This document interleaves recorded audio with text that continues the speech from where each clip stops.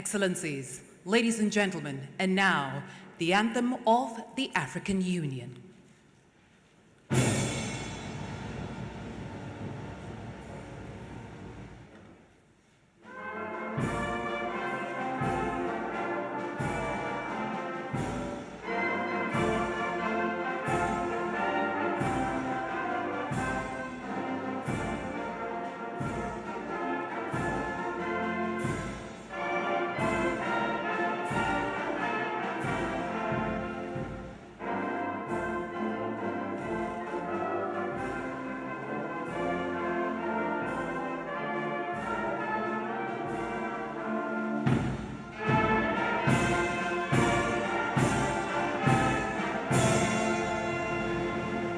The national anthem of the Republic of Ghana.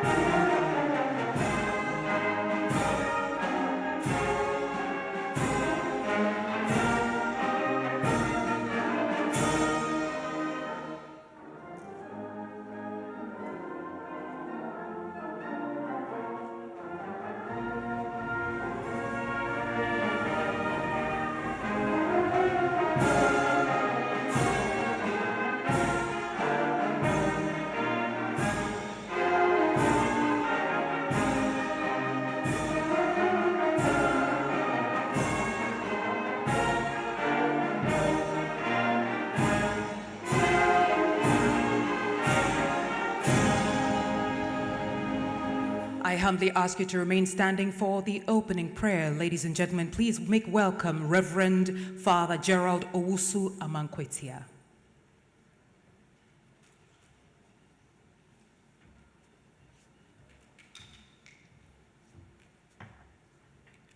We pray in the name of the Father, and of the Son, and of the Holy Spirit.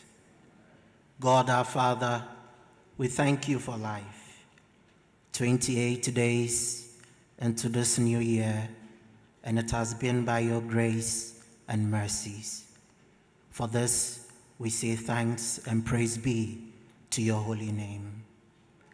We stand before you as leaders, as stakeholders, with a common goal: growth and development for our country, our continent, and the entire world. We humbly ask that you inspire us with your wisdom in our policy alignment, in our decision making. Grant us clarity and vision, and even as we continue to seek growth in developing stronger chains among our industries, may we be guided by the power of your Holy Spirit. May our summit bring joy upon many more. May our summit be filled with a lot of inspiration that comes from you. May our summit bring growth to each and every one of us and to the many who look up to us. May this summit make our actions more impactful upon the many lives. And may this summit strengthen the partnership among us. We ask all this through your Son, Jesus Christ, who lives and reigns with you in the unity of the Holy Spirit, who is God forever and ever. In the name of the Father, and of the Son, and of the Holy Spirit. Thank you, Father. You may please be seated.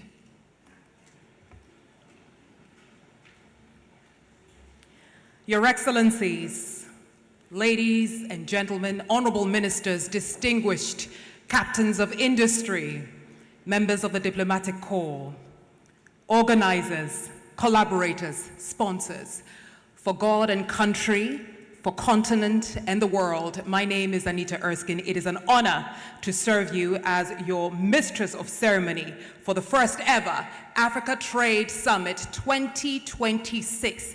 This is where you clap. And ladies and gentlemen, I want you to clap even louder because Africa does not, we don't lack resources. Africa doesn't lack ambition. Africa doesn't lack leadership. We don't lack resources. What we do require, ladies and gentlemen, is alignment. Alignment of vision, alignment of policy, and alignment of action. And that is why you are here, that no sector exists in silos. Ladies and gentlemen, a nice and a powerful round of applause for our opening act.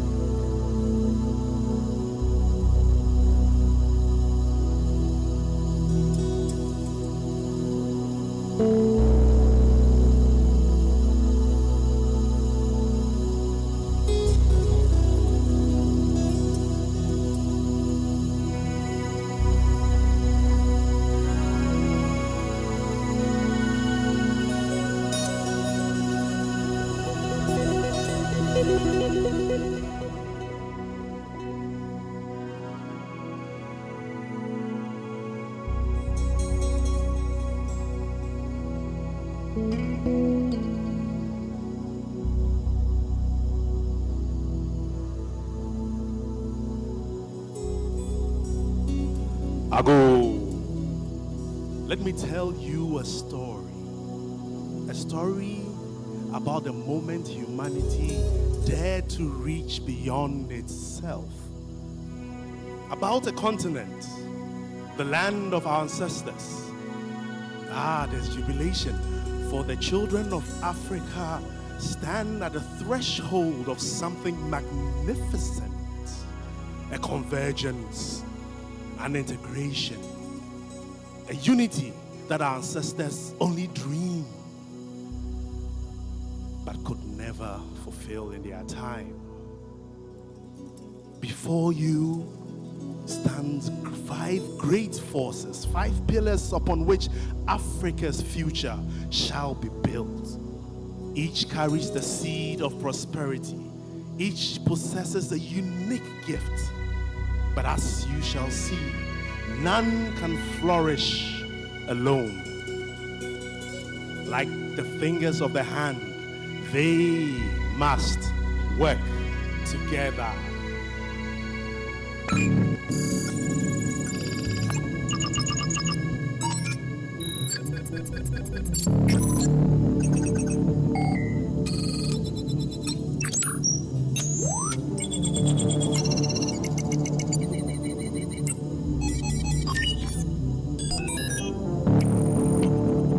From Africa's manufacturers, the transformers, the builders, the creators of finished goods. In the factories of Ethiopia, they stitch fabrics into garments. In the industrial parks of Rwanda, they assemble electronics. In the processing plants of Egypt, they transform raw materials into products that bear the label made in Africa.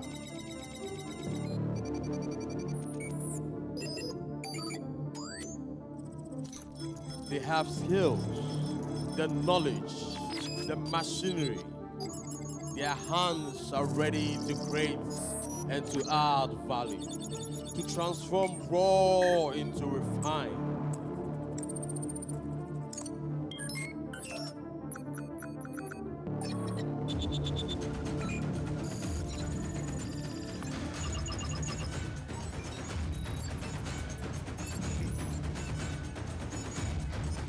to our healers, the innovators, the scientists, the guardians of life itself. In laboratories from Cape Town to Kigali, they develop medicines.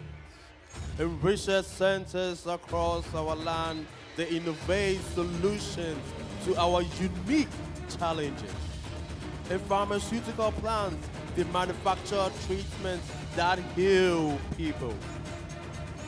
They are the protectors of our health, the defenders against disease, the creators of remedies that save lives.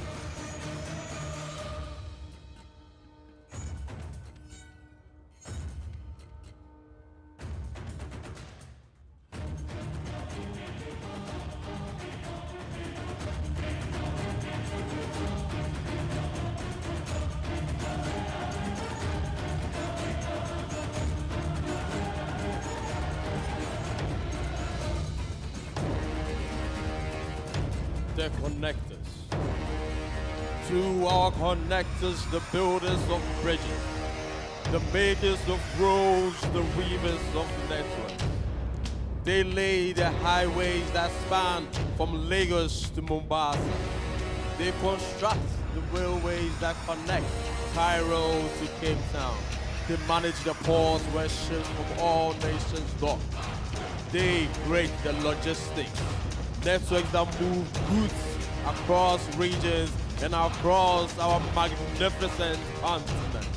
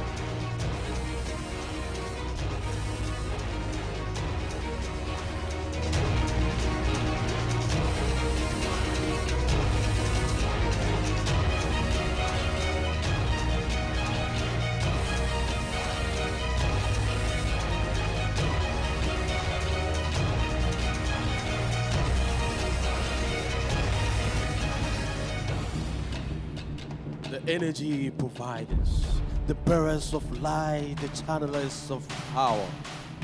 From the great dams of Kariba to the solar fields of Morocco. From the wind farms of Kenya to the gas-powered plants of Nigeria and the great hydro dams of Ghana. They generate power that illuminates our powers our industries and fuels our dreams. They are the spark, the current, the flame that drives all progress. Without them, factories fall silent. Without them, mines cannot operate. And without them, darkness prevails.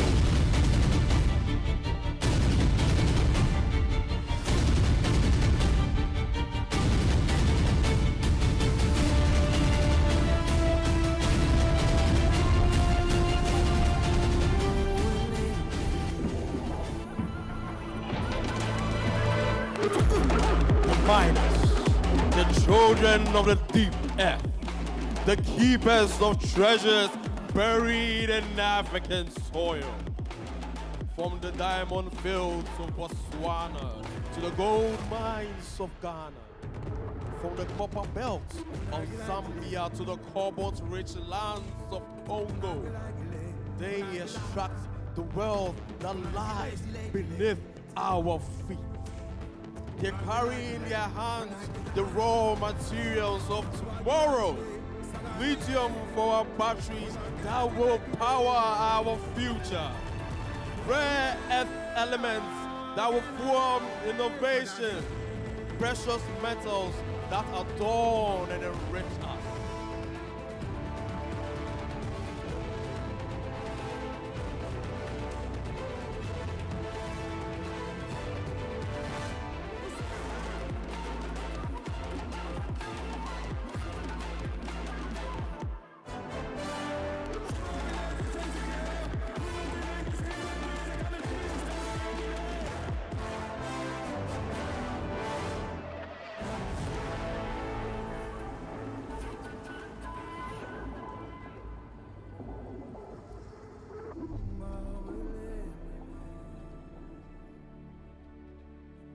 Each group blessed with a unique gift.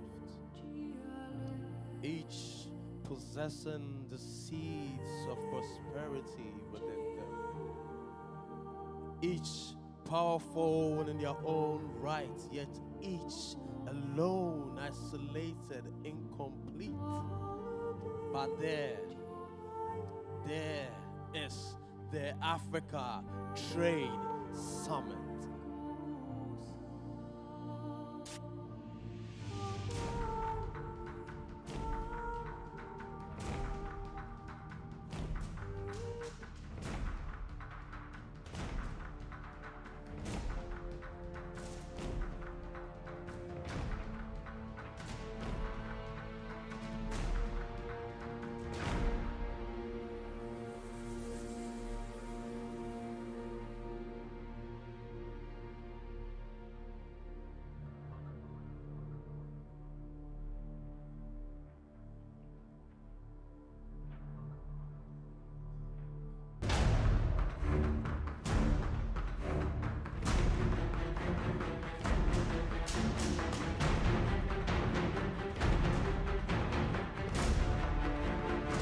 But there is the future.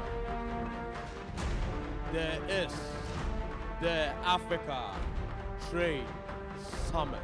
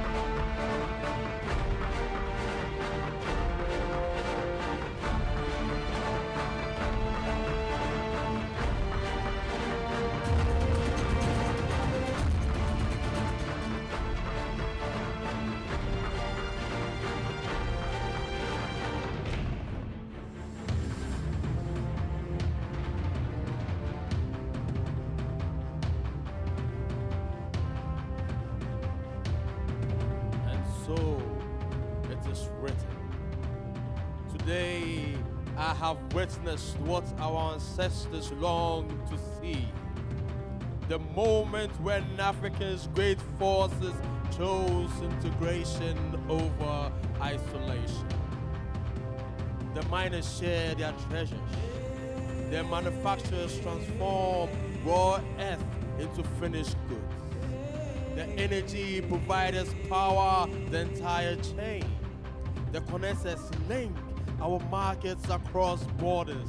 The healers bring medicine made by African hands to African people. Bound together by the African Trade Summit.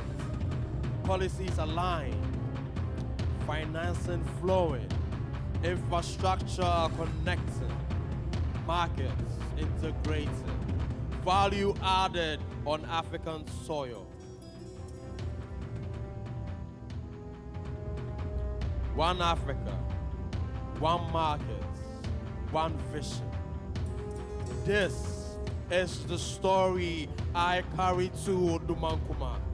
This is the tale I tell our ancestors.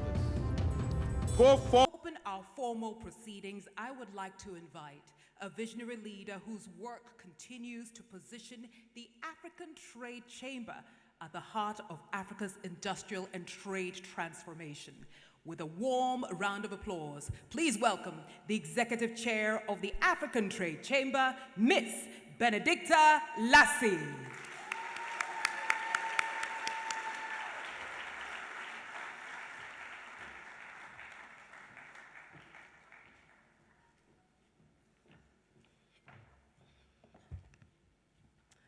Your Excellencies, Your Excellency John Dramani Mahama, President of the Republic of Ghana, Your Excellency Carlos Villanova, President of the Democratic Republic of Sao Tome and Principe, Your Excellency Pascal Affinguessan, former Prime Minister of the Republic of Côte d'Ivoire, Your Excellency Fatou Haidara, Deputy Director General of the United Nations Industrial Development Organization, UNIDO, distinguished ministers, my own dear father, Sir Sam Jonah, Advisory Board Chairman of the African Trade Chamber,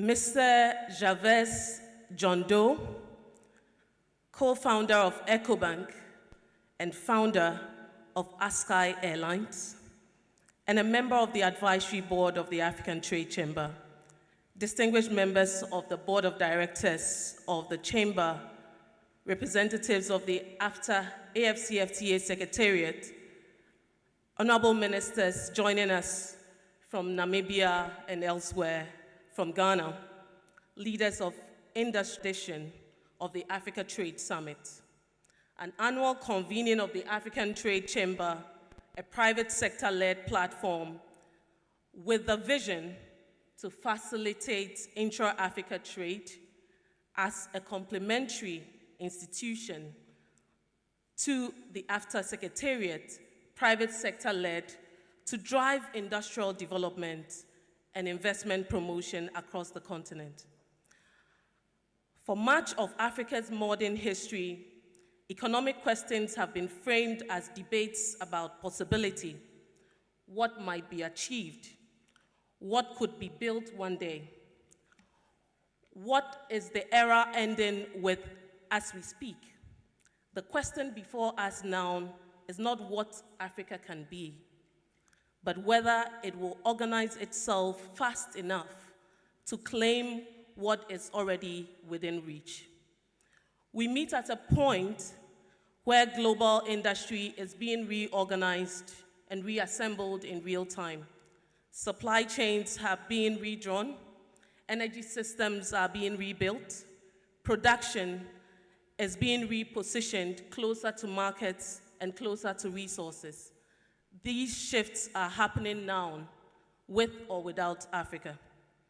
Africa enters this moment with scale, resources, and people. But without the in-depth industrial policies required to shape outcomes within our favor, this gap would be visible for years to come. Africa holds more than 30% of the world's known mineral resources, including minerals critical for energy transition, yet the continent accounts for less than 5% of global manufacturing output. Intra-African trade remains below 15%, whilst other regions trade largely within themselves. Last year, Africa spent over $80 billion importing food, much of it derived from crops grown on African soil. These outcomes are not accidents, ladies and gentlemen. They reflect how production is being organized and capital is being deployed, and how policy has been aligned or misaligned with industry. The African Trade Chamber was created because 3 questions could no longer be ignored. First, why do African economies generate enough growth without generating enough industrial jobs, competitive businesses, and resilient exports? And what precisely is broken in the way industrialization is organized? Second, why does capital in Africa move more easily into imports and short-term returns than factories, processing plants, and industrial infrastructure? What must change for that to reverse? And thirdly, why have decades of policies, agreements, programs failed to convert Africa's resources and markets into a stronger industrial value chain? What must be done now, and what must be done differently to ensure that we turn the tide? These are the questions that justify why this summit and the African Trade Chamber exist. And they lead us to a difficult path and a difficult truth. Industrialization is hard work. It is hard work for governments. It cannot be delivered by one ministry, however competent. It requires ministries of trade and industry to work in step with energy authorities to generate reliable power, with transport and infrastructure agencies to ensure goods move at cost and speed, with planning bodies to understand industrial land use, with ministries of finance to align fiscal policy to production, and with central banks to recognize that industry requires long-term capital, not only short-term stability. This is where industrial policy becomes decisive. Industrialization happens when governments take deliberate steps and decisions to prioritize sectors, sequence infrastructure, coordinate incentives, and maintain direction enough for enterprises to invest with confidence. Ladies and gentlemen, the African Trade Chamber has organized its work around industry councils, whether it is mineral, agro-processing, pharmaceutical, energy, logistics, manufacturing. The objective is to move Africa from exporting imports to building industries, from fragmented markets to integrated production systems. Industrialization is equally a hard work for the private sector. It requires enterprises to move beyond the comfort of imports and arbitrage and into a more demanding work of production. It requires enterprises to invest in systems, skills, governance, and management. It also requires enterprises that can withstand scrutiny, deliver at scale, and operate efficiently enough to earn the confidence of financiers and long-term investors. The African Continental Free Trade Area sharpens this task. It will reward preparation and expose hesitation. Firms must meet standards, move goods efficiently, and operate across borders in a much faster pace. Those protected by inefficiencies will not. And it is through this that our industry councils exist to ensure that African businesses and enterprises are ready in practice and not just by rhetoric. The world beyond this room will not slow its pace. And we are here because Africa's industrial future must now be shaped deliberately. The window is narrow and the responsibility is ours. Your Excellencies, distinguished guests, ladies and gentlemen, I welcome you all to the 2026 African Trade Summit. And for our international guests, I say, Mohe Akwaba. Thank you.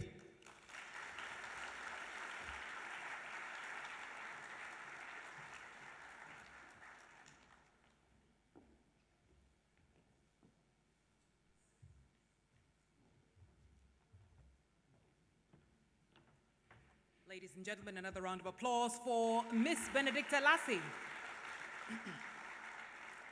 And now I have the distinct honor of bringing to the stage a true statesman, a powerhouse in African enterprise, a pioneer whose leadership has shaped generations and continues to shape these generations of business and economic minds, a thought leader, a proud Ghanaian, a fabulous African.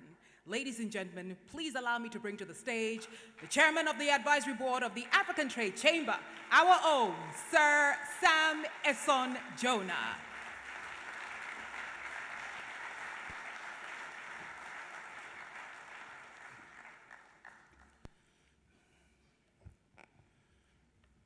Our President, Your Excellency John Dramani Mahama, Your Excellency, the President of Sao Tome and Principe, Carlos Manuel Villanova, Your Excellency Pascal Afi Nguessan, the former Prime Minister of Cote d'Ivoire, Your Excellency Fatwa Haindera, the Deputy Director General of UNIDO, all other excellencies, honorable ministers, distinguished leaders of finance, industry, and international institutions, our venerable Donjo, the founder of EcoBank and the founder of ASKY. I'm proud to have you here. Started the journey with you, EcoBank. Ladies and gentlemen, greetings. Welcome to this pivotal Africa Trade Summit 2026, where we gather not merely to discuss Africa's economic narrative, but to seize its destiny in a world on the brink of rupture. Ladies and gentlemen, the frost-dusted halls of Davos echoed just a few days ago with a stark warning from Canadian Prime Minister, my friend Mark Carney, a message that resonates like thunder across our continent. In its address titled, Principled and Pragmatic, Canada's Path, he declared the end of the nice story of a rules-based global order, ushering in a brutal reality where great powers wield economics as weapons, tariffs as leverage, and supply chains as chokeholds. He invoked the ancient Melian dialogue: the strong do what they can, and the weak suffer what they must. And he issued a clarion call to middle and emerging powers: if we are not at the table, we are on the menu. Ladies and gentlemen, Africa is at that crossroads. The new world is not looming. Indeed, it is here. It is crashing upon our shores with unrelenting force. United States protectionism surges under aggressive leadership, imposing tariffs that disrupt our exports and inflate our costs. China's expanding influence offers partnerships, but demands dependencies that bind us tighter to external whims. Climate change and the crisis accompanied fueled by global inaction, devastate our agriculture and our communities. Ladies and gentlemen, supply chains, once bridges of opportunity, are now battlegrounds, weaponized in trade wars that leave Africa as collateral damage. Deaths mount from these shocks, investments flee amid volatility, and our youth, our greatest asset, watch opportunities evaporate. This is no distant threat. It is a near reality pounding at our doors. We must respond with urgency, or we will be devoured. For too long, we have all labored, we have slumbered under labels such as emerging, rising, awakening, comforting euphemisms that mask a harsh reality. Growth without transformation is a mirage. We've expanded economies, yes, but without industrial death, that growth is sandcastles washed away by the tides of global upheaval. Ladies and gentlemen, industrialization is not a luxury. It is our shield. Indeed, it is our sword. It forges resilience where value is captured locally, skills are honed, technology is mastered, and prosperity withstands commodity cycles and external shocks. Without it, ladies and gentlemen, we remain suppliers to the world, feeding the beast that grows stronger whilst we grow weaker. Prime Minister Kane's words cut to the bone. The world is in rapture. It is not in transition. Institutions like the WTO and the UN are crumbling as great powers exploit vulnerabilities. For Africa, this means our raw materials fuel electric cars in distant factories, our cocoa sweetens chocolates branded abroad, our oil powers engines we don't build. We capture crumbs while others feast on the value. Global politics, ladies and gentlemen, amplifies this injustice. Tariffs from superpowers trap us in low value chains. Conflicts disrupt our supplies, and coercion from afar dictates our terms. But herein lies the opportunity. Kane challenges us with middle powers must unite, build coalitions, and assert control. Ladies and gentlemen, Africa, with its 1.4 billion people, with its vast resources and youthful dynamism, is no weakling. We are the emerging force that can redefine the table, or we will risk being served upon it. This is the moment for Africa to be selfish, unapologetically so, boldly selfish in pursuing our interests. No more deference to distant agendas. No more exporting raw material potential while importing finished dependency. Selfish means prioritizing. Africa first, beneficiating our minerals on African soil, processing our agriculture into global brands, manufacturing pharmaceuticals that secure our health sovereignty. Selfish means demanding fair terms in every deal, rejecting exploitation disguised as aid, and leveraging our collective weight to negotiate from strength. Kane urged middle powers to stop pretending about the order's flaws, to name realities and act. Africa, let us name it. The old world profited from our fragmentation. The new world demands our unity. Let's be selfish, yes, but in a way that uplifts all Africans, creating jobs that dignify, wealth that recirculates, and futures that inspire. To achieve this, ladies and gentlemen, we must turn inward, fiercely inward-looking, harnessing our own strength rather than chasing external validation. AfTA, the African Continental Free Trade Area, is not just a treaty. It is our lifeline, our fortress in this ruptured world. Yet, for far too many years, it has lingered as aspiration, not action. We must wake up. We must implement AfTA with ruthless urgency, harmonize standards across borders, streamline customs that bleed time and money, build infrastructure that connects our markets, and enforce rules that protect African producers. Imagine, just imagine, a truck laden with Nigerian textiles rolling seamlessly to Kenyan factories. Ghanaian cocoa transformed into Ethiopian chocolates, exported continent-wide. South Africa tech innovating for North Africa energy grids. This inward focus isn't isolation, ladies and gentlemen, it is empowerment. As Carney described Canada's path, let's cut barriers, diversify, invest in homegrown strength. For Africa, after is the path, creates the market of scale that attracts investment, reduces dependencies, and positions us as shapers, not suppliers. Delay no longer, the new world waits for no one. Our theme, ladies and gentlemen, financing Africa's industrialization, developing industrial value, beneficiation, and market integration, demands disruption, not dialogue. Africa overflows with resources, yet we lack the systems to forge them into enduring wealth. We have the markets, but they are splintered silos, not integrated powerhouses. Ideas surge, but mechanisms to scale them stall. This pattern has reached its breaking point. We must reorganize trade flows, not insert deeper into exploitative chains, but restructure them around African priorities. Ladies and gentlemen, let's export smarter.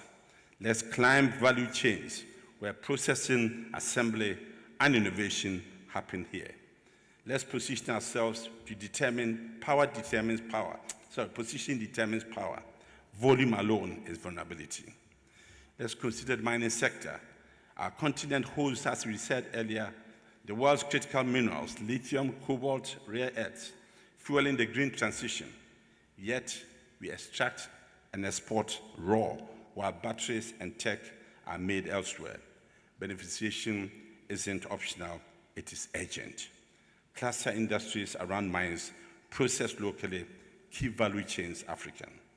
In agro-processing, our fertile lands produce abundance, but raw exports perpetuate poverty cycles. Let's build supply chains that turn harvest into processed goods, juices, textiles, foods, exporting competitiveness, not commodities. Pharmaceuticals. The pandemic exposed us. It exposed our fragility. Dependence on foreign supplies is a strategic chokehold. Industrialized health, manufacture vaccines, drugs, equipment here to claim or reclaim our sovereignty. Infrastructure, unreliable energy, clogged ports, frictional borders, impose penalties that kill industry. Let's invest now, connect seamlessly, slash costs. Bridge investment promotion, let's build bridges that prospers to bankable projects, ready for capital. Let's make it as inclusive as possible, pull in SMEs, women, youth, enclaves breed resentment, broad participation builds resilience. Ladies and gentlemen, these are not abstracts, they are actionable imperatives. Our summit design confronts them. Preliminaries demand political will to sustain strategies of elections and crises. Finance engagements will bridge grids, extending horizons for private capital. Roundtables will converge on practice. Let's commit here to timelines, funding, partnerships. The African Trade Chamber provides continuity. Let this be the spark that ignites sustained action. But urgency, ladies and gentlemen, demands more than plans. It demands awakening. Africa, wake up to the new world. The rapture Carney described is our alarm. Great powers carve spheres, but we can carve our own. Let's be inspired by history. Kwame Nkrumah's vision of unity, Mandela's resilience, Wangara Maathei's defiance. Let's imagine an Africa where youth innovate in solar-powered factories, women lead agro-industries, and our cities hum with home-grade manufacturing. A continent not begging for scraps, but commanding respect, exporting solutions to climate tech, and health. This is possible, but only if we act selfishly, inwardly, urgently. Let's implement AFTA, not as bureaucracy, but as revolution.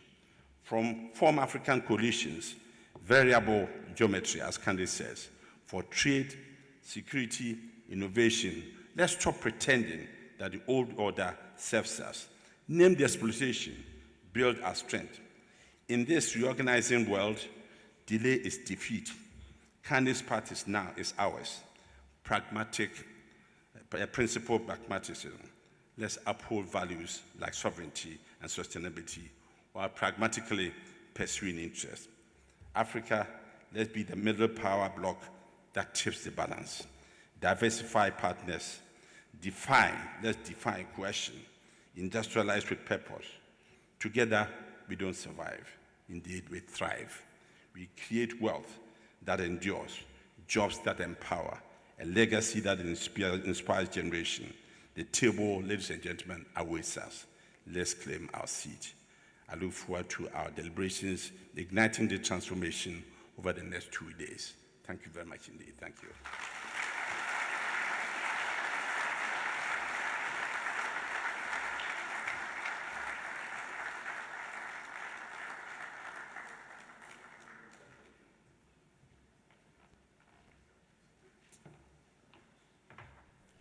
Ladies and gentlemen, Sir Sam Jonah, always inspiring with numerous calls to action. And now, ladies and gentlemen, it gives me great pleasure to bring to the podium the Deputy Director General of the United Nations Industrial Development Organization, also called UNIDO. Please warmly welcome Her Excellency, Fatou Haidara.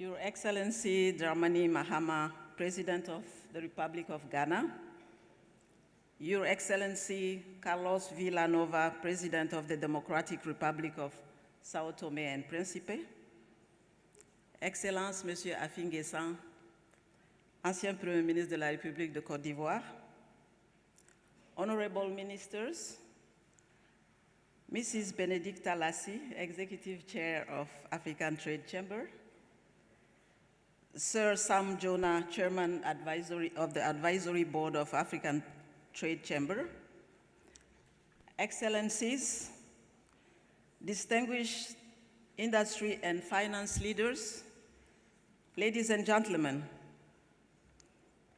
it's a great honor for me to join you today in Accra at the opening of the Africa Trade Summit 2026. Let me first start by commending the government of Ghana and the African Trade Chamber for convening this summit. This is happening at a critical moment for Africa's industrial and trade transformation.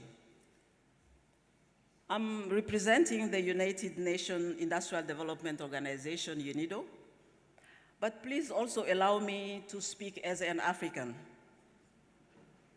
Excellencies, ladies and gentlemen, Africa stands at a turning point. Yes, the African Continental Free Trade Area has created an unprecedented market opportunity. Yes, global value chains are being reconfigured. Demand for strategic minerals, manufactured goods, and green technologies is rising. And Africa's demographic and entrepreneurial potential remains one of its greatest strengths. Yet, a central question remains. Will Africa continue exporting raw materials? I say, of course not. Africa should increase its trade in value-added goods produced on the continent. Too much of Africa's trade remains commodity-based, with limited value retained locally. Many industrial ambitions struggle to move from policy to production. While Africa has a clear vision, from UNIDO's perspective, The core challenge lies in pace and scale, marked by timid integration and slow execution. Excellencies, ladies and gentlemen, it's clear the African Continental Free Trade Area, AfTA, will not deliver all its promises without industrialization, and industrialization will not succeed without trade. What I want to emphasize here is that AfTA should not be seen only as a trade agreement. It's also an industrial agreement. Its success depends on Africa's ability to produce competitively, process locally, and trade regionally. This requires a decisive shift from extraction to beneficiation, from primary production to manufacturing, and from fragmented national efforts to integrated regional value chains. Obviously, trade policy alone will not achieve this. Industrial policy, investment, infrastructure, energy, and finance must move together. Africa's comparative advantages are clear, but comparative advantage is not destiny. The challenge before us is to convert endowment into industrial capability. For example, minerals into refined materials and manufactured inputs, agriculture output into processed and branded products, energy potential in reliable power for industry, and market size into economy of scale. All these require deliberate choices and consistency. Let us agree that not everything can be produced everywhere. Regional specialization, shared infrastructure, and coordinated and harmonized policies are essential. Ladies and gentlemen, Africa has a vision. Africa has vision, has ambition and resources, natural, human, financial. Now it needs more implementation. One good question to ask is why too many projects remain at concept stage in Africa? Considering the findings of many studies, large volume of capital remains untapped because of projects not investment ready. In this case, our focus should then be on project preparation, risk sharing, concrete demand commitments, and partnerships that crowd in long-term finance, bringing together governments, development finance institutions, and the private sector. Excellencies, ladies and gentlemen, let me emphasize one final point. Inclusion is not a social add-on to industrialization. It's a productivity imperative. SMEs, youth-led and women-owned enterprises must be integrated as suppliers, processors, and innovators within industrial value chains. If Africa industrializes without its domestic enterprises, growth will remain shallow and vulnerable. Inclusive industrial growth must therefore be designed into value chains from the outset. As we move towards the fourth industrial development decade for Africa, IDDA4, UNIDO remains committed to supporting member states through modern industrial policy advisory, value chain and corridor-based industrialization, investment-ready programs for country partnerships, and concrete pipelines of bankable industrial projects. Ladies and gentlemen, this summit offers a great opportunity to move faster and to scale up in a coordinated and integrated manner. And UNIDO looks forward to working with all of you. I wish you a successful summit, and I thank you.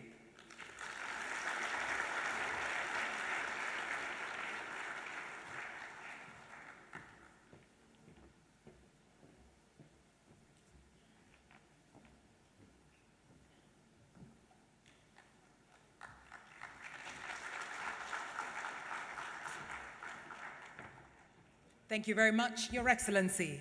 And now, ladies and gentlemen, I would like to bring to the podium the Minister of Trade, Agribusiness and Industry of the Republic of Ghana. Please warmly welcome Honorable Elizabeth Owusu-Adjare.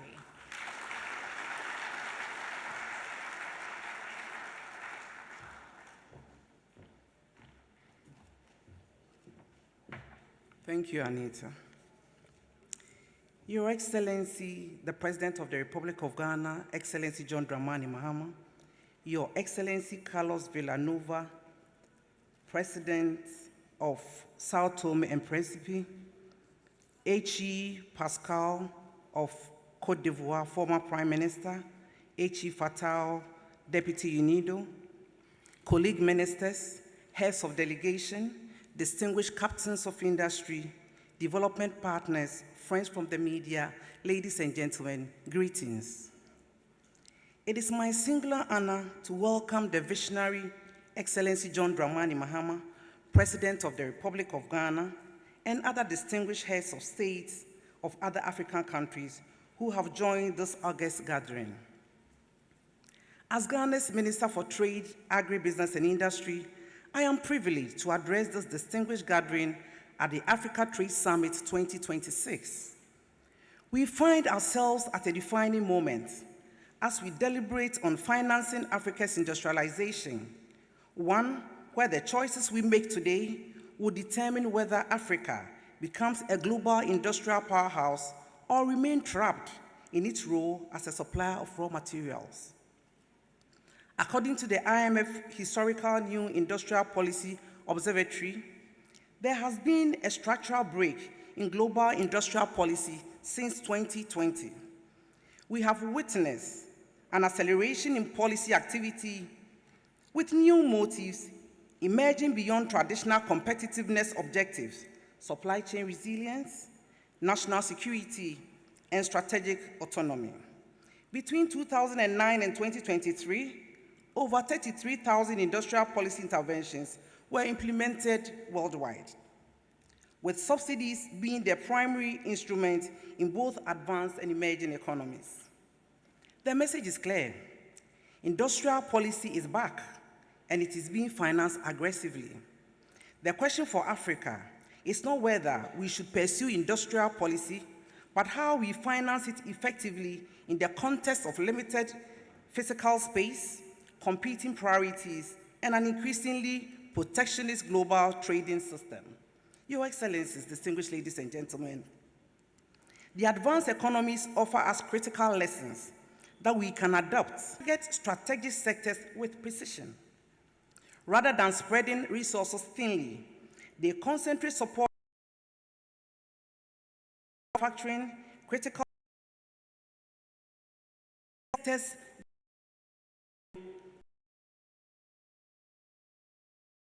improvement. Third, they link industrial support to value chain development. Support is not merely for financial assembly, raw materials, and downstream to advance manufacturing capabilities. They increasingly use localization policies, requiring that subsidized industries source inputs domestically or within trusted geopolitical blocs. While this presents challenges for the global trade, as Sam Jonas said, it offers opportunity for African regional integration.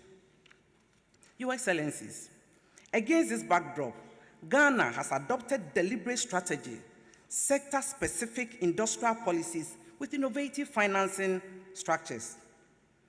We have moved away from generic industrial support to focused intervention in sectors where Ghana has actual or latent comparative and competitive advantage, and where we can build competitive value chains. Textiles and garments, high on the block for 2026. Why textiles and garments? The answer is simple.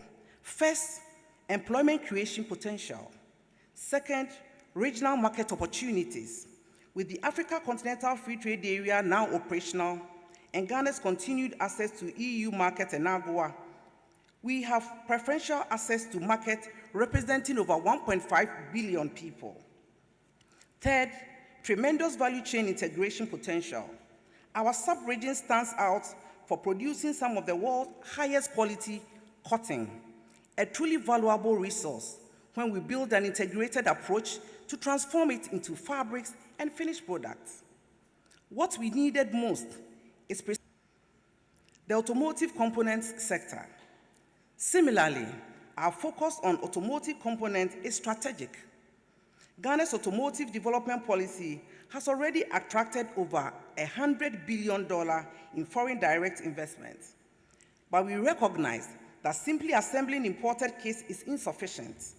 True industrialization requires producing components, creating upstream linkages that generate technological learning, skills development, and broader economic spillovers. The global automotive industry is in transition. Electric vehicles require different components, offering African countries an opportunity to enter value chains without displacing entrenched incumbents. Ghana is positioning itself as a regional hub for automotive components, serving both domestic assembly markets and export opportunities within ECOWAS and NAFTA. Distinguished ladies and gentlemen, the pharmaceutical sector. Our focus on pharmaceuticals is driven by both economic opportunity and strategic necessity. First, it responds to health security initiatives. Secondly, it taps into strong market demand. Africa imports over 70% of its pharmaceutical needs, a 14 billion market projected to grow to 40 billion by 2030, a clear opportunity to serve the region through local production and distribution. Third, Ghana has key advantages, including medical plant resources, established pharmaceutical firms with quality manufacturing practices. This was deliberately done with a policy under Excellency John Dramani Mahama in his first term, which is yielding dividends. The critical gap has been limited investment into active pharmaceutical ingredients called API, and advanced manufacturing, which is needed to move beyond basic formulation and packaging to full-scale pharmaceutical manufacturing. Distinguished ladies and gentlemen, Africa is at a pivotal moment where strategic partnership, smart financing, and bold collaboration can accelerate industrialization and unlock shared prosperity. Institutions such as Afrexim Bank, the Africa Development Bank, and the Trade and Development Bank have the balance sheets and mandate to finance bankable industrial projects through innovative, de-risking blended finance. Bilateral development finance institutions across Europe, Asia, and the Americas have shown strong interest. The priority now is to convert it into concrete deals through high-quality, investment-ready proposals. Government must enable this with stable macroeconomic policies, which Ghana is doing great, predictable regulation, which we are on top, efficient trade facilitation, and targeted time-bound incentives. Ultimately, the private sector must see African industrialization not as charity, but as a major global business opportunity, driven by a market of 1.4 billion people, a median age of 19, and vast potential for sustainable returns. Your Excellencies, I would be remiss if I did not acknowledge the legitimate concerns about industrial policy financing. Can African governments afford subsidies? A recent IMF paper on industrial policy since the great financial crisis makes it clear that our fiscal constraints are real. 2/3 of economies globally have relatively small tax bases, raising the opportunity cost of subsidies. This is precisely why blended finance, which leverages limited public resources to mobilize larger private capital, is essential. We cannot afford subsidies everywhere, but we can strategically support breakthrough sectors, like I've already stated. If every African country subsidizes the same sectors without coordination, we simply create excess capacity and engage in races to the bottom. This is why the Africa Continental Free Trade Area institutional framework becomes critical, not to restrict policy, but to coordinate it in ways that create complementary rather than competing national strategies. Distinguished ladies and gentlemen, let me reflect.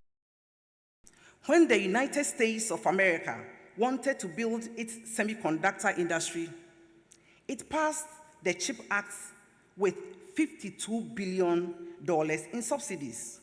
When European Union wanted to secure its clean energy supply chains, it mobilized hundreds of billions through the Green Deal. When China wanted to dominate electric vehicles, it provided over a decade of sustained support. Africa has every right, indeed, every responsibility to finance its own industrialization. But we must do so smartly, with clear sectorial strategies, innovative blended finance mechanisms, regional coordination, and unwavering commitment to transparency and results. In Ghana, our support for garment factory is not merely about producing cloth. It is about demonstrating that African countries can finance industrial transformation even with limited resources, by being strategic, by leveraging partnership, and by ensuring that every public dollar mobilizes multiply private sector dollars. It is about proving that the next chapter of Africa's story is not written by others, but by us, factory by factory, sector by sector, value chain by value chain. The future of African industrialization will be financed not by waiting for aid, but by intentional policy, strategic partnership, and the determination to transform our vast resources into prosperity for our people. I thank you for your kind attention.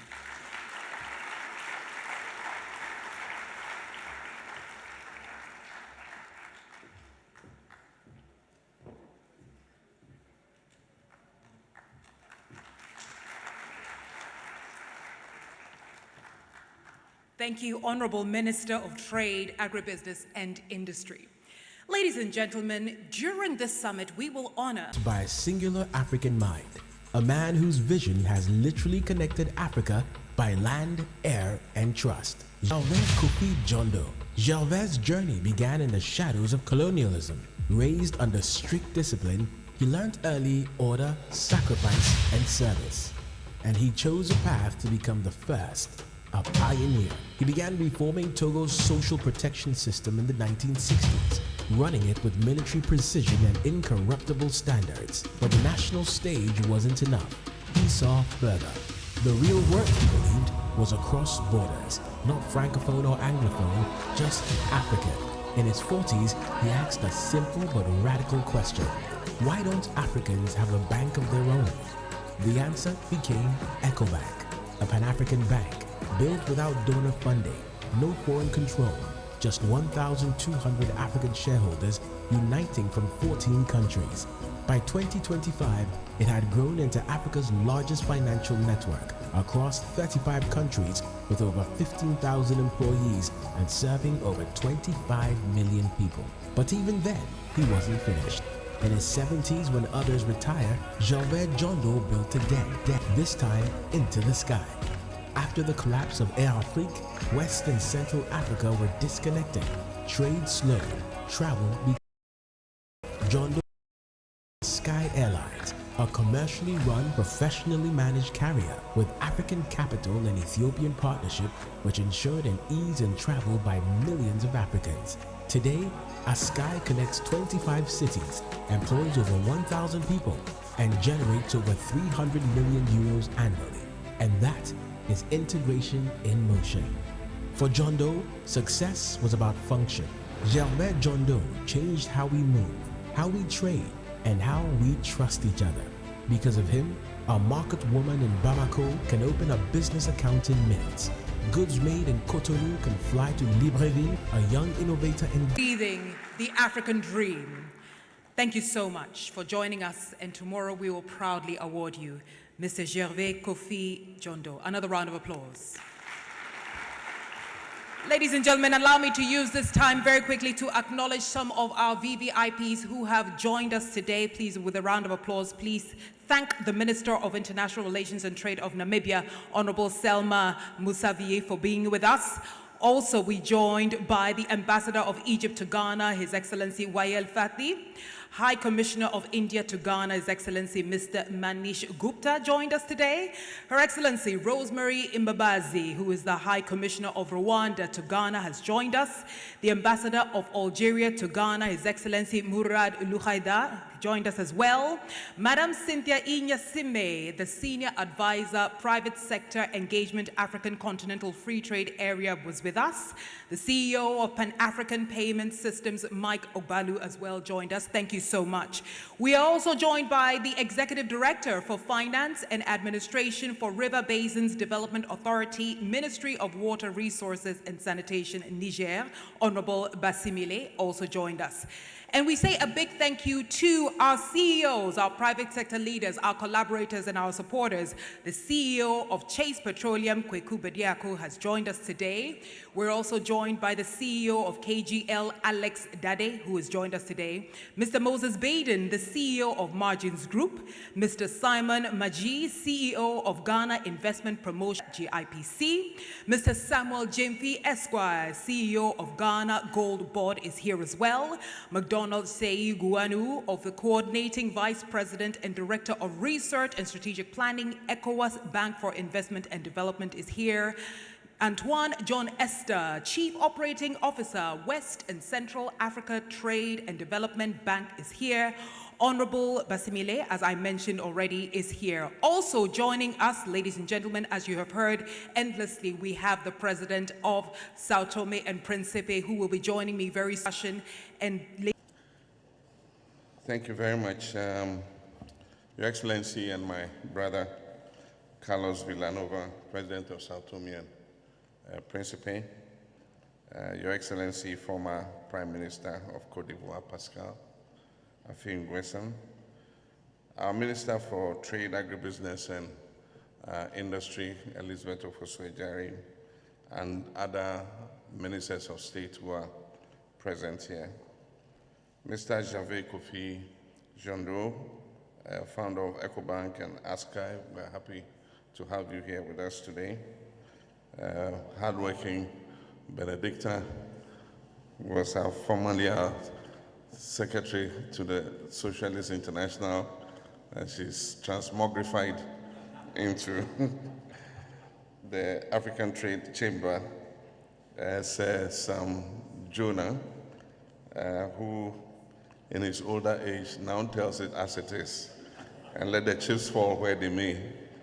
He says we should be boldly selfish in Africa, and we should be inward-looking, very inward-looking. And also, if we are to break through, we must demand disruption. We must disrupt the system. Thank you, Sir Sam.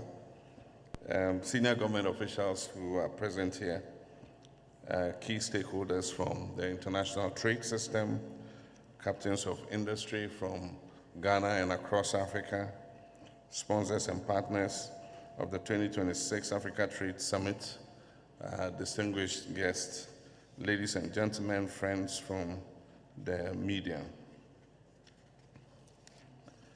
It's a great honor for me to join you today at this Africa Trade Summit under the timely theme of financing Africa's industrialization, developing industrial value chains, beneficiation, and market integration. Your presence here today reflects our shared determination to secure Africa's economic future. Africa stands at a historic turning point. Our generation's defining task is economic independence. Political freedom without economic transformation is incomplete. We can no longer accept an economic model that consigns Africa to exporting raw materials and importing finished goods. That model is a neo-colonial arrangement that is designed to trap Africa in perpetual poverty. It is important for Africa to industrialize on the basis of its comparative advantages. Manufacturing and agro-processing creates jobs, they raise incomes, deepen skills, and anchor inclusive growth. They enable us to retain more value from our own resources and build resilient economies. And yet today, Africa's share of global manufacturing remains low, below 2%. Too many of our economies are locked into low productivity and primary production, compelling millions of young Africans to seek opportunities elsewhere. We must act urgently if we are to change this narrative. The central question before us is simple. How do we finance Africa's industrialization at the required scale and speed? Industrialization is capital intensive, yet access to long-term affordable finance remains constrained, especially for small and medium-sized enterprises that employ the majority of Africa's industrial workforce. Shallow financial markets, high interest rates, debt pressures, and limited non-extractive investments continue to slow our progress. These constraints demand new thinking and collective action. First, Africa must mobilize its domestic resources more effectively through improved revenue collection, stronger financial management, and decisive action taken against illicit financial flows. Second, we must unlock Africa's institutional capital. Our pension funds, our insurance companies, and sovereign wealth funds manage hundreds of billions of dollars. With the right instruments, industrial bonds, infrastructure funds, diaspora financing, and blended finance vehicles, this capital can be channeled into productive industrial investments. Our development finance institutions, including the Afrexim and the African Development Bank, must be further empowered to mobilize private capital and support regional industrial projects. Thirdly, government must actively crowd in private sector investment, public-private partnerships, risk-sharing mechanisms, and credit guarantees. These are essential if we are to finance our industrialization. However, investors will only commit where policies are stable, regulations are transparent, infrastructure is reliable, and the rule of law and democracy are respected. And finally, development partners and multilateral institutions have a critical role to play. Concessional finance, guarantees, and insurance instruments can de-risk industrial projects. At the same time, Africa must continue to advocate for reform of the global financial system to ensure fair access to capital and sustainable debt solutions.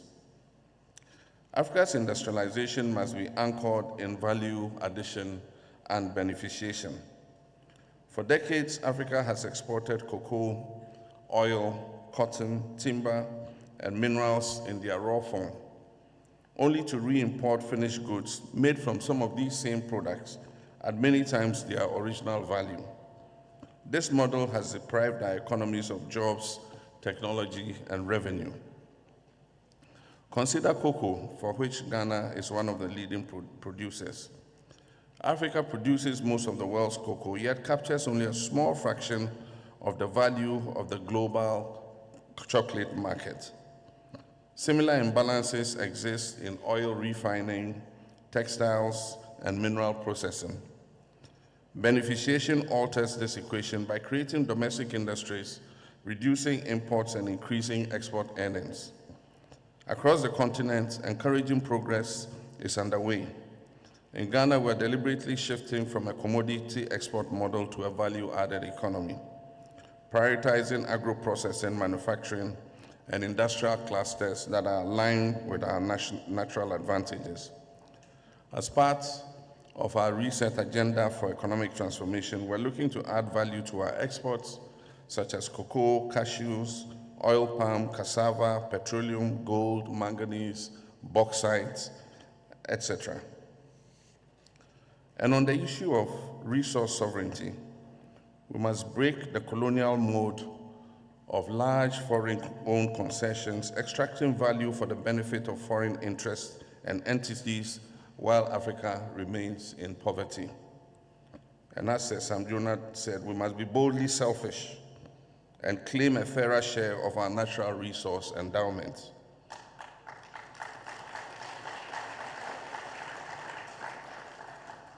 In Ghana, I'll give you a simple example. We're exercising greater sovereignty over our natural resources. The establishment of the Ghana Gold Board has given us greater control over our gold exports. In 2024, total gold exports from the small-scale mining sector was said to amount to 63 tons. Of this volume, the foreign exchange repatriation accounted for only about 40 tons of the exported gold. 23 tons of forex did not come back. Since the establishment of the Gold Board in April 2025, exports from the small-scale mining sector to date have increased to 104 tons, with 100% of the foreign exchange repatriated through our central bank.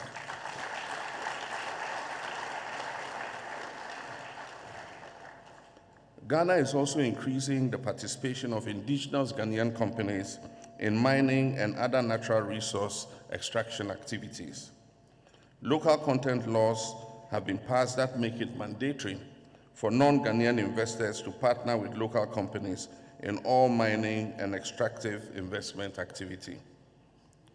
Industrialization cannot succeed within fragmented national markets. Africa's future lies in regional value chains. Not every country can produce everything, but together we can build competitive industries across our borders where raw materials, intermediate goods, and final products and finished products move seamlessly within our regions. This is how other areas